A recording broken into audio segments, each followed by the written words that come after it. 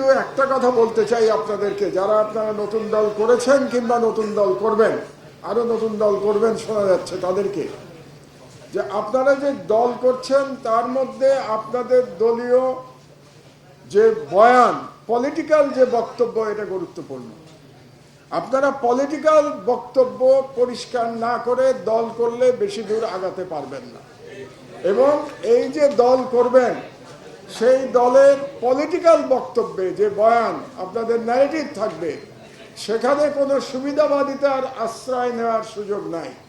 আপনারা যদি এখন থেকে সুবিধাবাদিতার আশ্রয় নেন, তাহলে যে মহান বিপ্লবের মাধ্যমে আপনারা দল প্রতিষ্ঠা করতে যাচ্ছেন, সেই বিপ্লবকে অবমাননা করা হবে। দুর্ভাগ্যজনকভাবে আমি দেখতে পাচ্ছি যে নতুন দল হওয়ার পর থেকে সেই দলের নেতাদের বক্তব্য বিবৃতির মধ্যে আমি প্রাসঙ্গিকতার অভাব দেখতে পাচ্ছি। এমনকি একজনের বিবৃতির সঙ্গে আরেকজনের বিবৃতির কিছুটা সাংঘর্ষিক দেখা যাচ্ছে। কাজে এটা খুব দুর্ভাগ্যজনক, কারণ আপনারা যারা নতুন দল করছেন তারা তরুণ বিপ্লবী, তাদের চিন্তার মধ্যে কোনো অস্পষ্টতা থাকা উচিত হবে না। আপনারা যেটা বিশ্বাস করবেন সেই বয়ান নিয়ে আপনারা এগিয়ে আসবেন।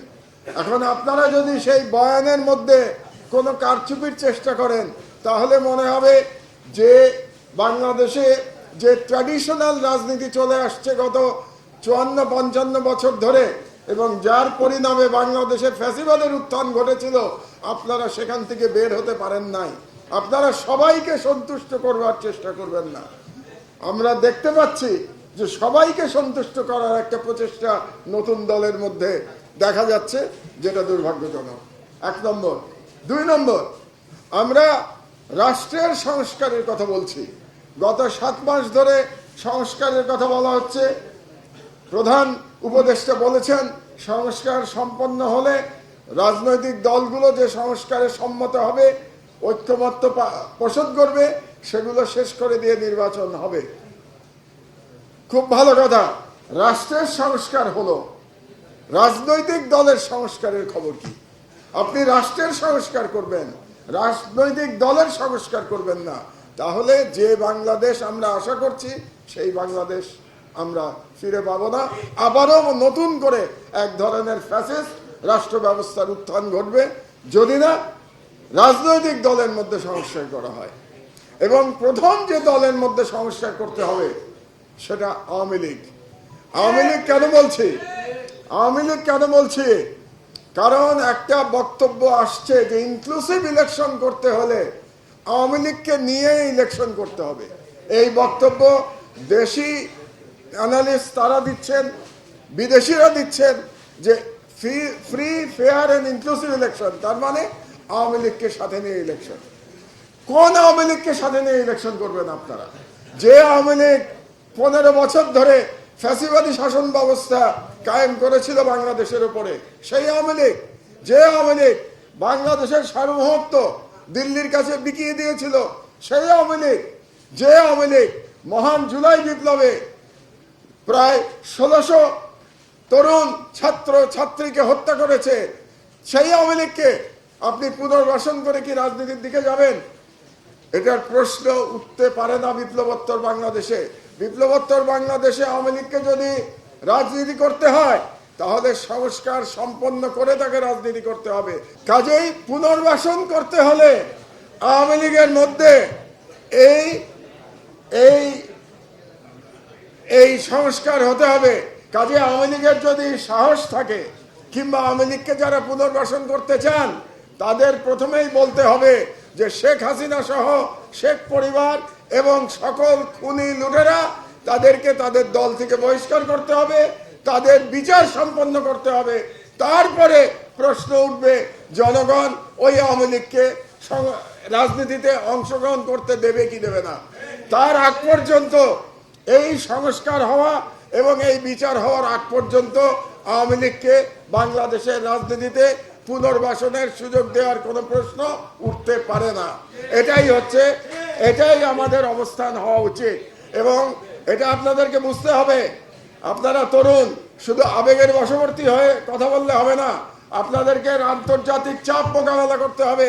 আন্তর্জাতিকভাবে আপনাদের উপরে চাপ আসবে, আওয়ামী লীগকে নির্বাচনে নিয়ে আসার জন্য। সেই কারণে আপনাদের স্ট্র্যাটেজি ঠিক করতে হবে, এটা কিভাবে আপনারা মোকাবেলা করবেন। আপনারা দেখতে পাচ্ছেন বাংলাদেশের বিরুদ্ধে কিভাবে অপপ্রচার চলছে। আপনারা দেখেছেন গতকাল তুলসী গাবার্ড বাংলাদেশ সম্পর্কে অত্যন্ত আপত্তিজনক কথা বলেছে ভারতে বসে থেকে, এবং তার প্রতিবাদ এই সরকার থেকে করা হয়েছে। কিন্তু শুধু প্রতিবাদ করাই যথেষ্ট না, আপনাদেরকে বুঝতে হবে যে এই ষড়যন্ত্রকে মোকাবেলা করতে হলে আমাদেরকে খুব পরিষ্কার স্ট্র্যাটেজি নিয়ে জিওপলিটিক্যাল চ্যালেঞ্জ মোকাবেলা করতে হবে। এবং সেই পরিষ্কার স্ট্র্যাটেজি হলো দাবি তুলতে হবে যে আওয়ামী লীগে শেখ হাসিনা সভানেত্রী থাকবে, যে আওয়ামী লীগে শেখ পরিবারের লোকেরা থাকবে, যে আওয়ামী লীগে খুনি লুটেরারা থাকবে, সেই আওয়ামী লীগকে বাংলাদেশে কোনোদিন রাজনীতি করতে দেয়া হবে না। কাজেই এই দায়িত্ব, এই সংস্কারের দায়িত্ব আওয়ামী লীগের উপরেই ঠেলে দিতে হবে। এটাই স্ট্র্যাটেজি, এটা আপনাদেরকে বুঝতে হবে। আওয়ামী লীগকে চ্যালেঞ্জ করতে হবে।